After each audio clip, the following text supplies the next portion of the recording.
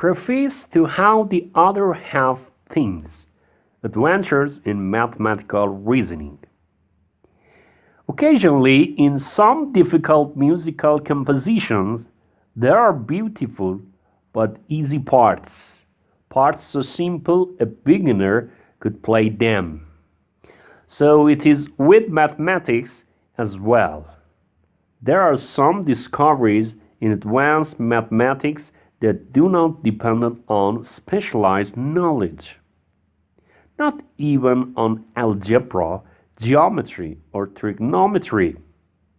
Instead, they may involve at most a little arithmetic, such as the sum of two odd numbers is even, and common sense. Each of the 8 chapters in this book illustrates this phenomenon. Anyone can understand every step in the reasoning. The thinking in each chapter uses at most only elementary arithmetic, and sometimes not even that. Thus, all readers will have the chance to participate in mathematical experience, to appreciate the beauty of mathematics, and to become familiar with its logical, yet intuitive style of thinking. One of my purposes in writing this book is to give readers who haven't had the opportunity to see and enjoy real mathematics the chance to appreciate the mathematical way of thinking. I want to reveal not only some of the fascinating discoveries, but more importantly, the reasoning behind them. In that respect, this book differs from most books on mathematics written for the general public. Some present the lives of colorful mathematicians, others describe important applications of mathematics.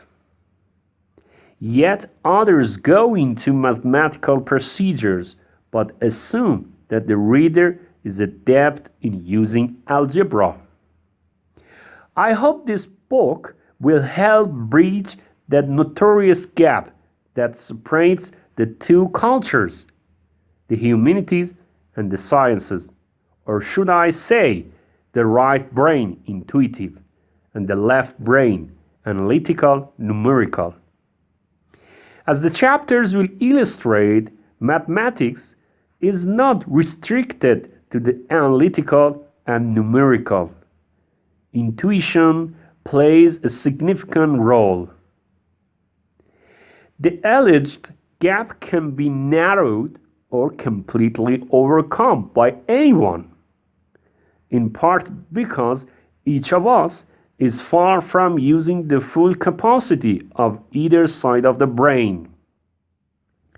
To illustrate our human potential, I cite a structural engineer who is an artist, an electrical engineer who is an opera singer, an opera singer who published mathematical research, and a mathematician who publishes short stories.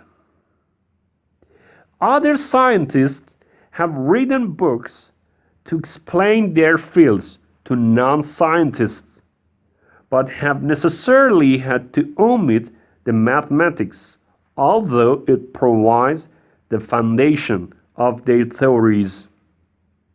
The reader must remain a tantalized spectator rather than an involved participant, since the appropriate language for describing the details in much of science is mathematics, whether the subject is expanding universe, subatomic particles, or chromosomes.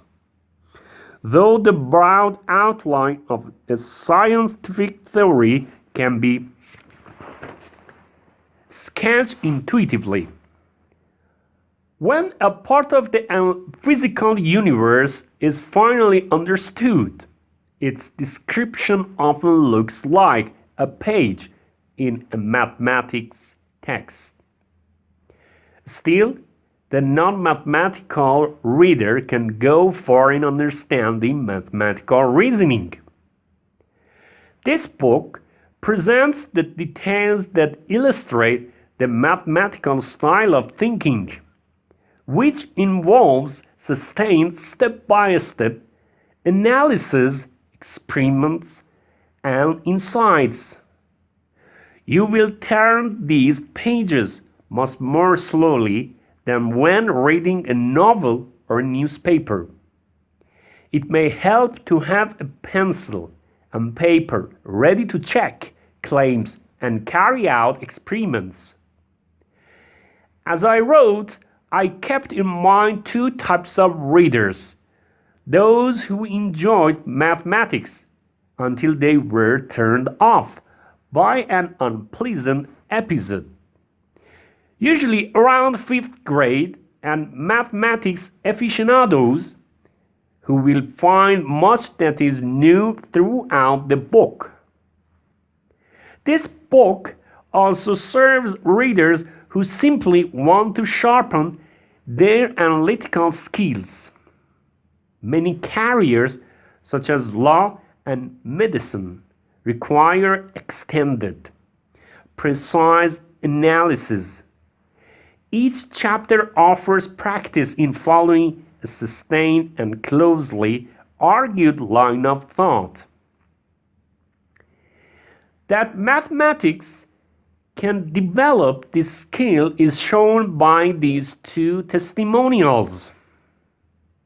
A physician wrote, "The discipline of analytical thought processes in mathematics prepared me extremely well for medical school. In medicine, one is faced with a problem which must be thoroughly analyzed before a solution can be found. The process is similar to doing mathematics." A lawyer made the same point. Although I had no background in law, not even one political science course, I did well at one of the best law schools.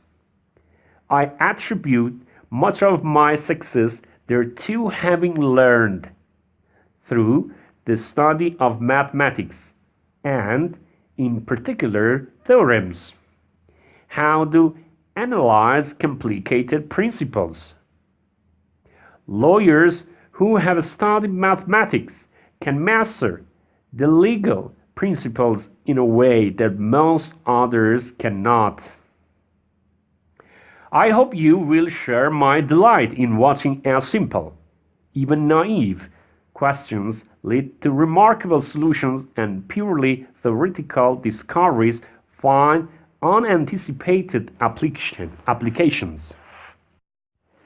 I hope you will share my delight in watching as simple, even naive, questions lead to remarkable solutions and purely theoretical discoveries find unanticipated applications.